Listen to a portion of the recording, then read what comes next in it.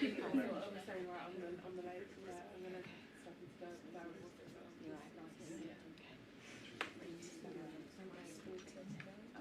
I ran past the water, and it was like a storm, and I was like, I'm going to go, and it was freezing, and it makes it so much more. Yeah, I was like the only person, because it was so cold. It's really, cool.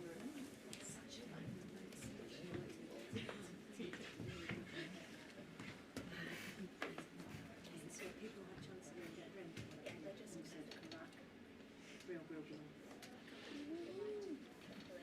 No, brilliant.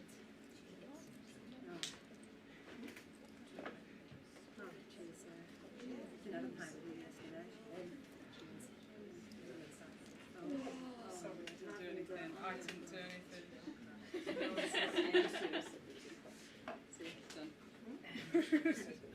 Oh, no, we haven't. They don't do that. Exactly. Thank you so much for sticking around to have a chat with us all about the show.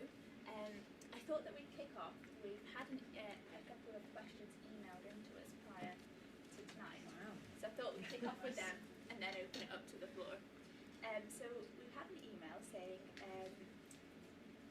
that obviously they're primarily concerned about the well-being of wild swimmers, but they understand that there's a lot of physical and mental benefits to wild swimming, and they were wondering if you thought that wild swimming might actually progress to becoming a prescription that the NHS could possibly give out if they knew that, if GPs knew the benefits of it. Being talked about already. Yeah, you've done your research. You know what I'm going to answer.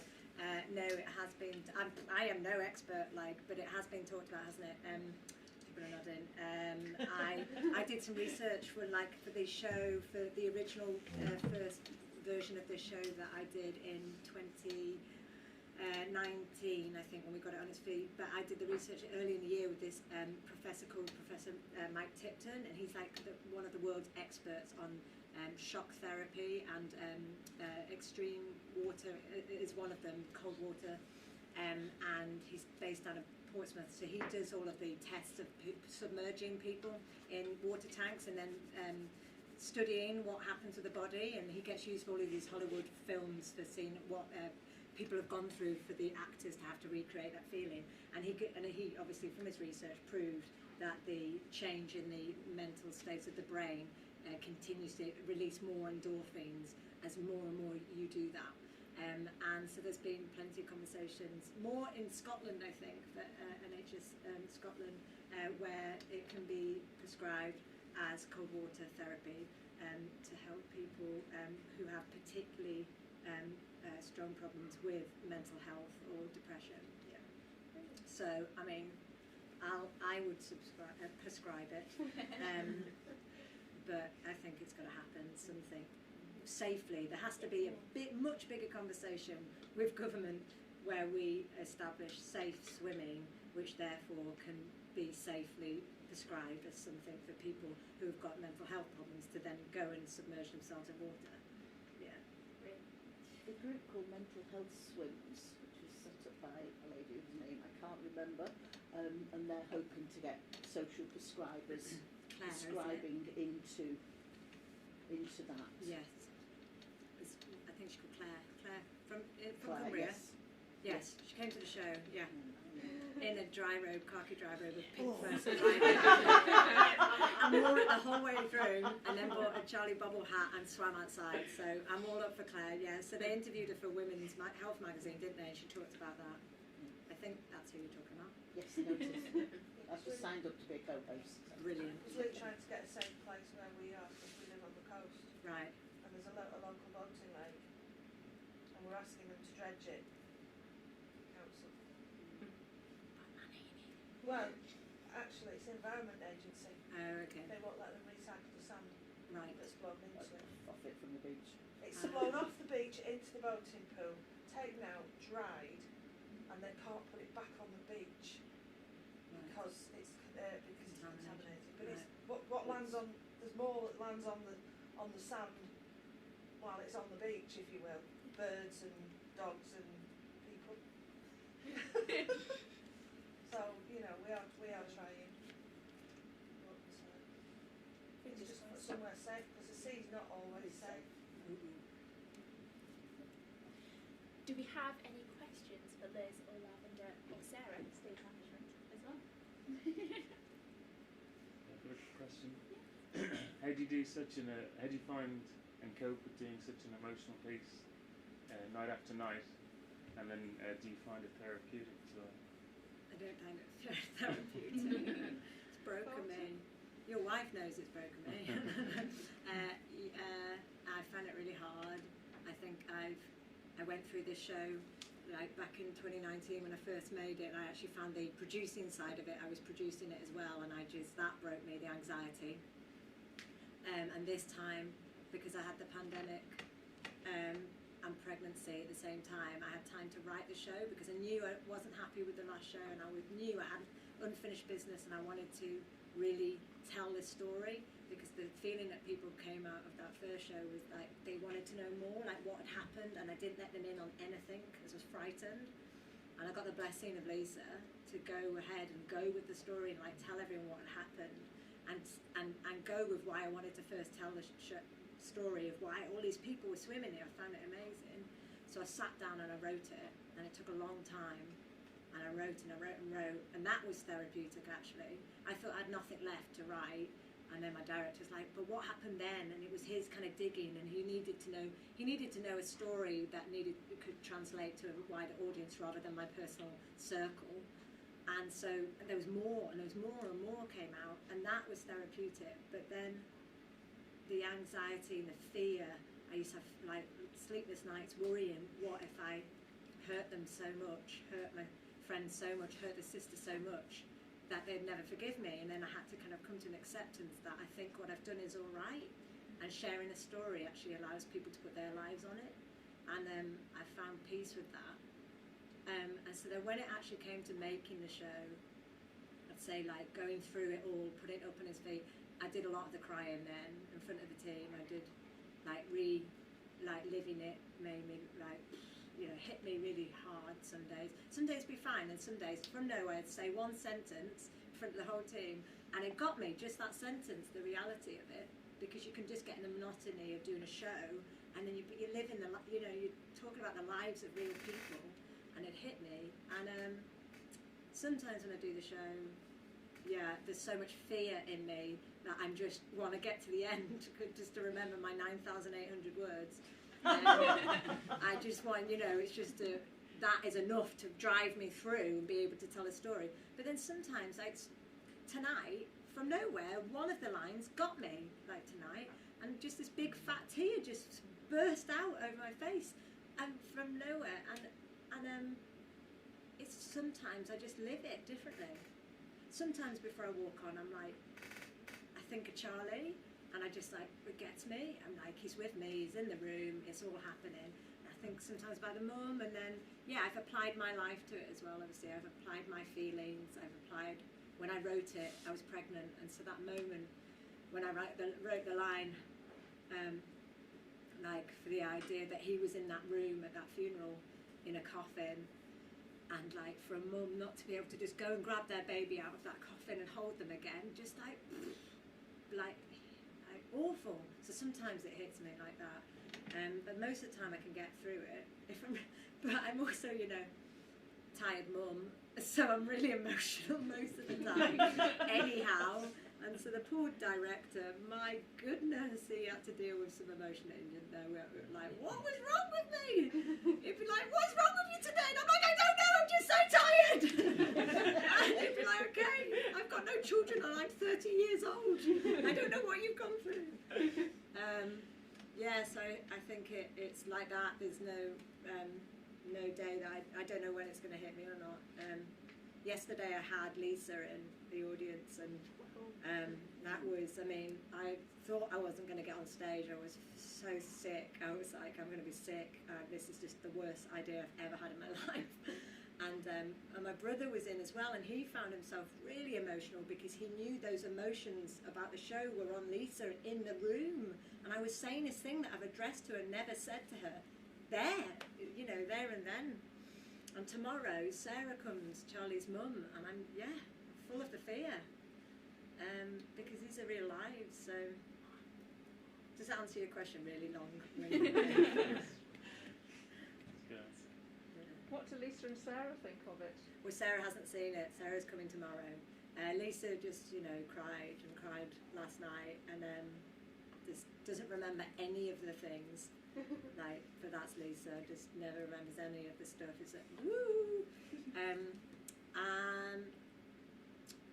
Yeah, there's. Sarah feels like it's a gift for Charlie, so people won't forget. Yeah, I kind of meant how do they feel about the concept of it, or rather than the content? That must be quite tough for them. I think they feel like it's something for them. Actually, that's what they've said to me. That's what Sarah. I spent a lot of time with Sarah, and making sure that she knew what was coming or what it's going to be about and what I talk about. And there's a lot of the stuff that we cut from the show that's actually in the book about the times that she invited me round to her house and asked me to go and see Charlie's room and stuff. She never asks anyone to do anything like that. She never wants people to come in and to engage in that way. She never wants to swim with other people, and she swam with me, and she wanted to share in the stories because it's keeping his memory alive as far as she's concerned. So if it's published and it's a text and people going and hearing the story, she feels like, well, that's good because it's people aren't forgetting. She's frightened of people forgetting Charlie. So I needed Lisa to come and give me the blessing yesterday, and she did, and said that Sarah will be all right, because I said, is she going to walk out? She's like, no, she won't walk out. Yeah. Thank you for sharing your story. It was wonderful, and I really enjoyed all the different elements of it, the narrative, and also the way it worked with the music and the singing and the set, and the kind of the way that metal curtain kind of creates the water, and then the images in the clever, background. isn't it? Yeah. It was, the whole piece of theatre was just really beautiful and really moving and really funny, and it was great. And so how did you make it? Why this story, and then how did it become this, and how did you make those choices about which bits were told with pictures and which bits were told with music, and the staging as well, because it's storytelling, but then it is theatre and how you moved around the space, and it all felt really organic. So yeah, how did you make this thing? It was great. Well, I wish my director was here, but he gets sent away on press night because we can't afford to keep him. But, I like a director. I always say, I've written work before on my own, and the one time I tried it without a director, I really struggled because I need the director to pull all of those things together and to make the piece that we see. And I was focusing on writing it, and so I wrote it, and it was big, and we had to cut a lot. And I was like, how are we going to do this, And then I bring together this incredible team of creatives. They're all absolutely brilliant human beings, our team. I've worked with Jim, who does my video work from everything I've ever done. I should have a gold card, because Jim never done theatre before. He does loads of really cool music, all over the world. And he did my first theatre show, and now he gets booked for theatre gigs all of the time, so I should get points. But I work with Jim, who does all of that, and I just know that Jim, in his own way, will go off and do the filming. We'll tell him what we want, kind of, or this is the idea, read the script, and he's off. He's gone, and he films a whole lot. And then he gets annoyed when we say we're going to put a whole screen in front of it like this. And then he's like, but my visuals are beautiful. But then he really understood this. So that was Jim. And then Carmel I worked with on the original production. And I had put out, I was looking for a musician for this kind of thing. And I got in touch with Royal College of Music, and they were just amazing. And they recommended Carmel to me. And that Carmel came along into my life. And she was amazing, and she was 22, and I was like, oh my gosh, what are you doing at 22, being so talented? And she wrote the original music, and then I brought her back on for this show, and she wrote a score underneath my script that kind of layered, it was totally multifaceted layering of a score, which then complements this, and then we work that in. And then we got a set designer, and the director just made plans of the set designer of what we were looking for and what it wanted to feel like, and she came up with this great idea of this, after seeing videos of me swimming in a lake, of it just being this big black space. And so got this idea of this dance floor and this reflective and the screen of this, the idea that this is actually like a curtain of grief where everything's quite obscure. When you look, nothing's quite clear in life when you're going through that intense grief, and that there's always this just something muckying your vision. So that was her, and the feeling that this is the water and the heaviness of the chains, these metal chains. So all very, you know, incredible. And then you know, we've got lighting design. Lighting design's a massive part of it. It's like I don't understand any of it, but we have this amazing lighting designer that just makes it look, complements the colours, picks up the tones of the colours. I'm talking about yellow a lot, talk about pink, and picks all of that up. And then you get your stage manager who just runs the whole thing once, handed it over like this and notate it and run all of it. And then, have I missed somebody from our crew? And then you put them all together and you, and then you've got something, and the director kind of just moves that all together. And I step back and I pinch myself that there's this incredible team of people taking my writing seriously. Sometimes it's just me in a room with an idea, and that's the bit for me, which is I love theatre. I can write. I love writing. I love performing, but I love theatre. The liveness of everyone putting their mark on my interpretation of something, and them going, all right, this story is quite a hard story, but we're going to do it in this way. And you have to put trust in them, because you know you're giving them the story of your friends in your community that have been hit by something really hard, and that's. The team was absolutely brilliant. And then we were hit by COVID, and that was just really crap. And my musician Carmel got it right at the end from me, after me, and then rocking someone like Lavender steps in 1 day's notice, and with a bit of talent, and is just able to pick up a score and jam it in their own way, which is freaking amazing. Like, I, as an actor, could never step up like last minute to do something. So again, I'm putting my trust in someone, and I utterly trusted Lavender I just trusted if Carmel recommended someone, I'm like, yeah, I trust them to come on stage with me and understand and carry it with the sensitivity that Lavender has. Thrown in the deep end to meet Lisa yesterday. That was lovely, like the exchanges between the two of you when you made eye contact, and those little moments of interaction and intimacy on stage was beautiful. That's my director, you know, that's how, you know, we don't like each other. So you didn't purposefully decide this is what I want to tell with film, and this is what I want to tell with music, and this is what I want to tell with through the words. It just kind of organically happened when collaboratively. Yeah, everyone went off with the script in hand and made their version of what their art was and put that on the script, and then everyone brought it to the table and it was pieced together. And my movement director, how could I forget, Bryony, lovely Bryony, and then did something with me and my freakily long arms. She's like, you stop gesturing. I'm like, sorry. She's like, stop it. I'm like, I don't know what to do with my arms. And so you get a beautiful movement a choreographer who just, not to make me dance, but to move me around the space so that I'm not stood at a microphone for an hour telling you something, which is what I would have turned up and gone, what do we do? I've just got this for an hour on a microphone.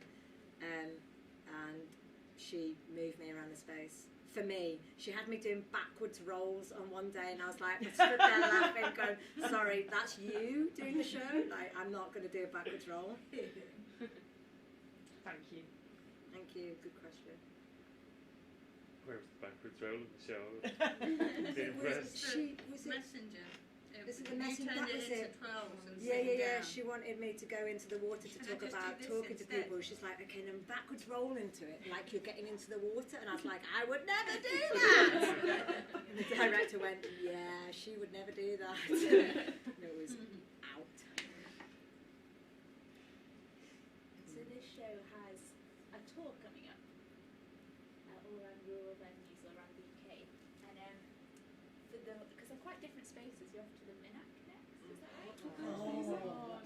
We're doing Cumbria Rural Tour first, Town Halls first. Town Halls first. Is a lot of rejigging of what you have right here for each space that you need to do. Yeah. Yeah.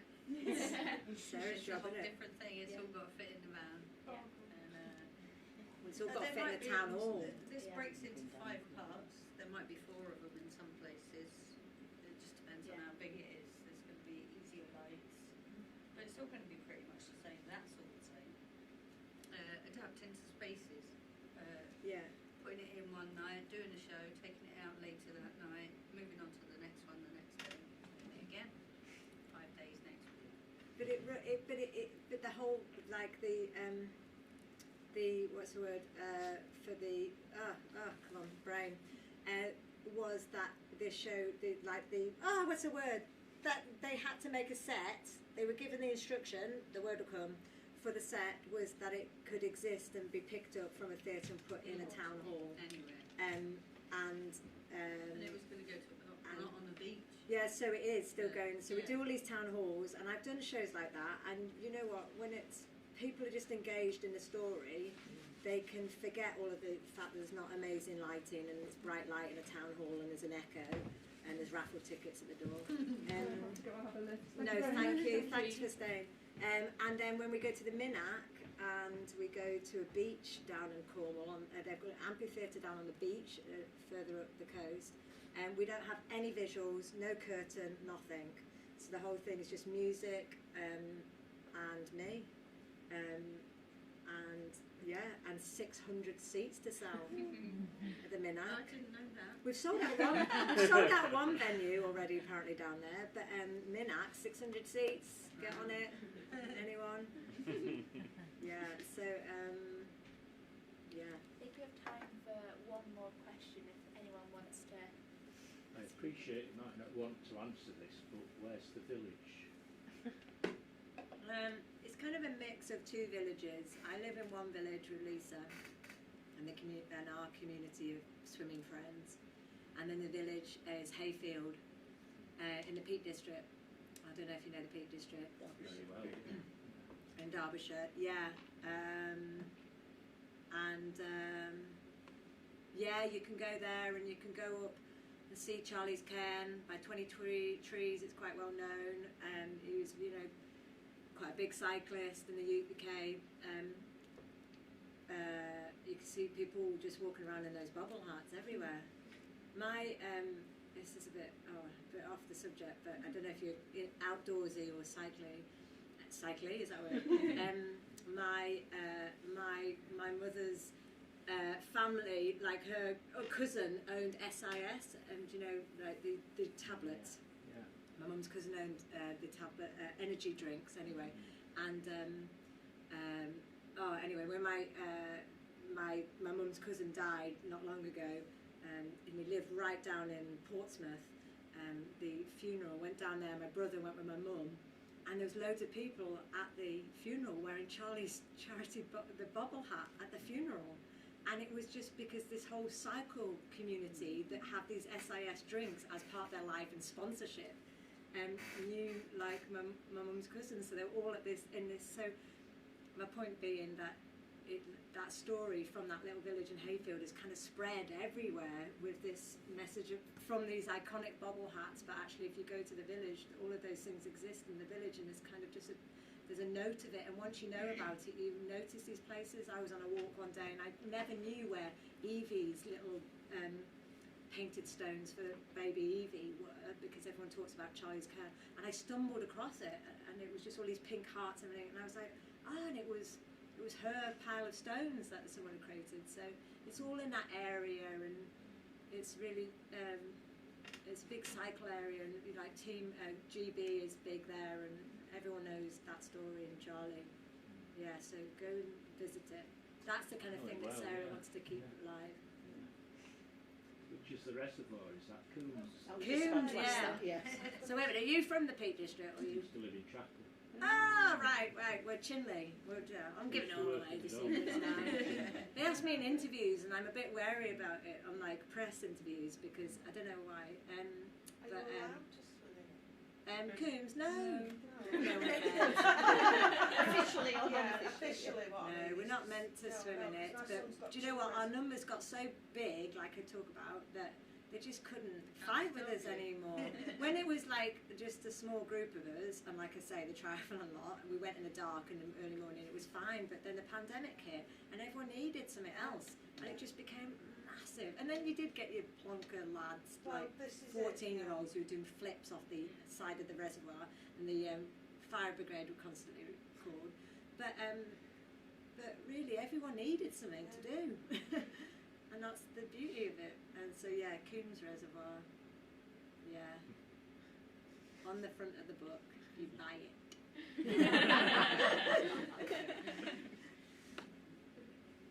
Thank you so much, everyone, for staying behind, and thank you so much for giving the time and chatting to us about it. Lavender didn't get a word in.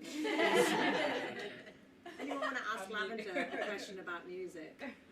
What was it like learning it in like 2 days, or 1 day, or however many days? I know Carmel pretty well. We're pretty good friends. I coined her as my career wife because we're quite similar.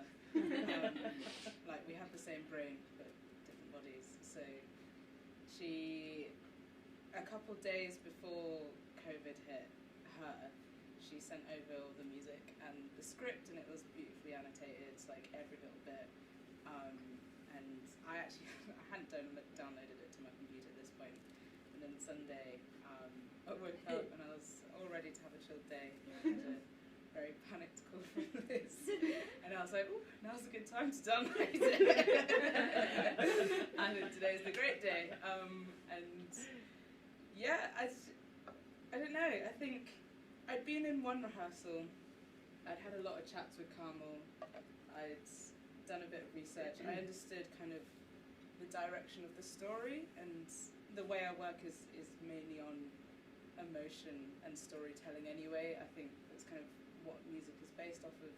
And so for me, it wasn't really, I had all the music, I had Carmel's kind of stems of what she'd written. I just needed to be in the space and listen to you and watch you act it out. And so we had a matinee on that Tuesday. We had 2 run-throughs, I think. And from that point, I was kind of like, yeah, I kind of understand. Yeah, that was yesterday, you know. Yeah, that's true. Like last week. Yesterday. Yeah, that was yesterday. Wow. It feels like a week ago. Yeah, I just like, I just needed to understand Liz, because at that point, I just, and now I know her too well. At that point, I'd only been in the room once, and everything was still being reworked. But I understood Carmel's thinking, and so I had half the story. And I just needed that morning with you, and I was like, it's fine. Like, I've got her score. I can kind of make up the rest in the tones and the tension and release that you needed. That's kind of it. So it's all a case of storytelling in the right way. But music is so important to it. That's why I was panicking on Sunday when I got that call from Carmel saying, "Yeah, I've got COVID," because for me but I do say this story can exist like on its own, but for me, I just think music's so important, and for me, I always had music moving us through. And my producer, who's down in Cornwall, like fought for there not to be live music for the budget. She's like, the budget just doesn't, like, it doesn't hold to have a live musician, and if they get COVID or another gig.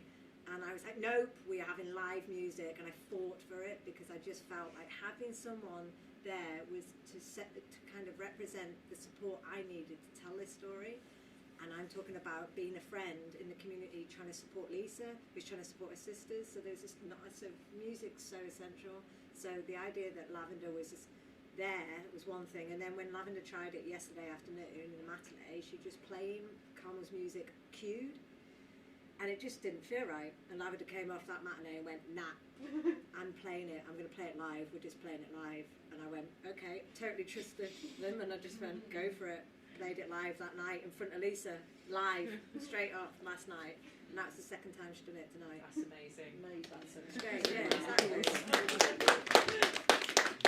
Yeah. It needed the space to breathe. Like, there's it so needed much. your confidence. Yeah, I guess, but with a pre-record, you can't follow, and so when you're rehearsing stuff, obviously you're kind of just going through lines constantly. You're not living it, and you're not breathing it and the life that is needed. And so if you're just pressing play on a recording, it's just not the same.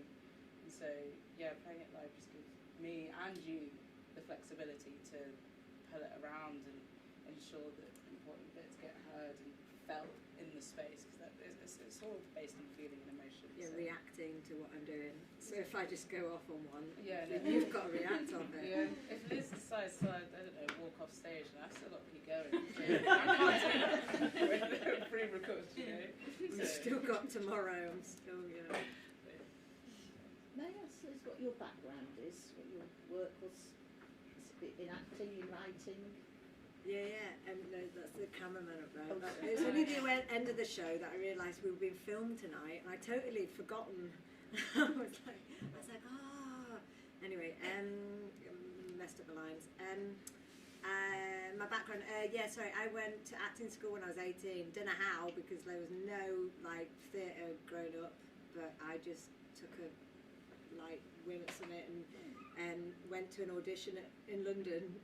I always say it's my Billy Elliot. I went to an audition, my dad drove me down to London, and it was a 6-hour audition, and I got in, and I drove back, and then went back to school on the Monday, and then pretended to do my A-levels, because I didn't need to do them anymore, because I got into art school, so I didn't care, so I just messed around, which was bad. But I did 4 years training as an actor in London, and then, it was horrible coming out of acting school, because you're told to go and get a job, get an agent. You've got to get an agent, and if you don't get an agent, you feel like you're just you're useless. It was horrible, like that whole thing. Get an agent, get a job as a jobbing actor, and it didn't work out for me really. That, and I came out of acting school. I was actually diagnosed with colitis, like Crohn's disease, when I came out of acting school, and I just think it was meant to be that way, because it was so soon after. It was like months after I came out.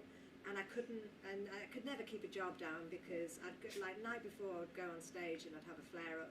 I was in hospital, and it just went on and on like that for about 4 years. And then it wasn't until I had, like I talk about in the show, but like surgery, that I went, I'm gonna take back control of my life with my career, and I'm gonna write my own work. So that's when, after having 4 years, like good time, I did some good shows and did some nice West End bits, and you know. But it was horrible waiting on the end of a phone for a call for someone to tell you that you've got an opportunity. I was like, nah, sod it, I'm going to write my own work. And so that's where I suppose I got into theatre making, although I still don't think I have a clue about making theatre. I think I like to write and turn up and perform and let other people tell me how it's going to be made. But I tried to do it all on my own at the start of Swim 2019, and it was too much. I tried to do it all. And maybe one day I will, but that's my background. So I never say I'm a jobbing actor anymore. I don't have an agent. I do my own work. I like to have control in that way. Yeah. Can I ask why this story? Like, why did you feel you had to tell this story now? Well, I think my friends will probably be sick of hearing about this story, really, because Swim started for me in 2018, and I had a really great few years with my last show, and I don't know, I just felt like I needed to talk about what I was living in my community, and this is way before the pandemic. It was before the pandemic, and I was just really hit. But I was just really interested about the idea that people were swimming, and why. Even though I love swimming, but why all these people? I felt at the start there was all these stories in my head, but now it's like, hold on, it's like there. It's like it's Lisa. It's people in my life. And I just thought it was just so, I mean, so much tragedy, everything in life, but it was so tragic what was happening to this friend, and to watch this one grief happen, this one loss of the child, and then just 9 months later for another child to be taken from that family. And there was more, like their story was originally heavy, the real story is heavier, like the mum died in the pandemic as well, their mum died, and then Rich's mum died, and it was just freaking death. And but actually the director said it's too much, like our audiences can't cope with that amount of death. But that's the truth of it. Like, there was death after death, like tragic death of children, and then death of parents, and the audience wouldn't have got through it. So that was all stripped away, like the mum died and all of that. So I think the mum, Lisa's mum, is in the book, but I just thought Yeah, I was just hit by the fact that I really realised that our friend Lisa she was really addicted to swimming. She is kind of, but really at one point swimming all of the time. So there's one level of swimming and using swimming as something therapeutic, but she was really swimming all of the time. And it was her only escape of never being able to explain to her sisters of how hard it was for her. She'd never forgive me saying this, that it is hard for her. She doesn't even think that, but it's hard for her because it focuses on her sisters because it's hard for them. But it's always been hard for her, and so she swam, and then will absolutely not have anyone talk any different about what it is. Nothing is as bad for her as it is for them. And I just thought, what? So she's got this swimming, and she's totally, completely addicted to it. And it was just seeing that journey, and I thought, well, that's a story, isn't it? And surely people can place whatever's gone in their life on that. So after it doing all right, that show in 2019, it got booked after Edinburgh, but I just was so unhappy with it because I had never done what I wanted to do with it. And then I got pregnant, and then the pandemic hit 2 weeks after I got pregnant. And so that was lucky, because anyone who knows me would know that if I was drinking a glass of Coke in the pub that I was pregnant. So I was able to not go to the pub and let that one go. But it allowed me to go, no, I definitely have to do this show, I have to tell this story. And then post-pandemic, it felt like after all of the stuff that people could write about in the pandemic, grief on a huge scale was the one thing that, especially, and then swimming, so many people turning to the outdoors in the pandemic, and I'd written this right at the start of the pandemic, so I was like, okay, this is really appropriate, I think, and that's what I felt theatres have felt. So we've got a tour, hopefully booked next year in the spring around UK theatres, so that's separate to our rural tour, but that's, all your theatres and studios. Hopefully the gang will all come along with me still for that. And that's because theatres that's because theatres feel like it applies in life. There's so many shows that possibly wouldn't apply. Not that I'm saying, swim's great, but there's so many things that feel less relevant when we've gone through so much, because the pandemic everyone's gone through, and then on top of pandemic, people have still had tragedies happen and all of this. So yeah, there has to be a recognition of that before you put a piece of theatre on stage. Otherwise, people are like, this means nothing to me, so I feel like it allows people to go, well, this is one story, and I'm going to put my life on that because I feel like it can exist. Which is why I wrote that piece at the end. That piece at the end I wrote at the start almost. That feeling of the inclusivity of everybody, rather than it just being about Lisa's story. That everybody's in this isolation and this feeling like we're alone. So that's the one bit that stayed in without the director cutting it. Thank you. No one else got a word in. That's typical. If we'd have said yes, would we have all gone for a swim? Oh, someone shouted yes on yesterday's afternoon matinee. Brilliant. I said, anyone will join me for a swim? And she went, yes! And I went, okay. And it turned out to be the person that had already organised to swim with me after. Because I was swimming with loads of people. And then she turned to the person next to her and said, I'm going swimming now with Liz. And when I got out of theatre and realised I'd never, because I'm swimming every day with anybody who wants to. And so they messaged me, and I don't have a clue on it, and I just have to wait at the stage door for this random person to turn up. And it was her. And I was like, it was you! She's like, yes!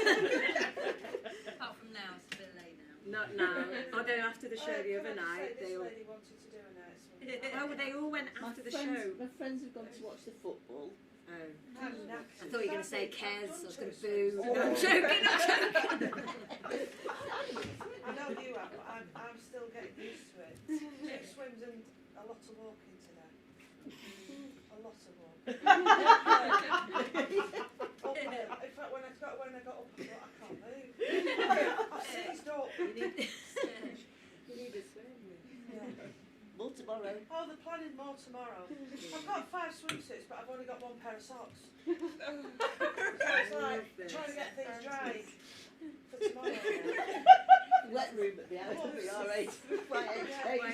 It's just water everywhere, all over the floor. I said, I'm sorry, can we have a mop? Really used to it. My husband thinks I'm totally round the twist, but don't care. This is it. She gets me to do all sorts of things. Thank you so much for your time, everyone. Thank you for your great questions. Thank you. Yeah, great. Thank you, everyone. Thank you so Matt. much. Thank you. We're getting Wi-Fi back on tomorrow. We're done. Don't need visuals within the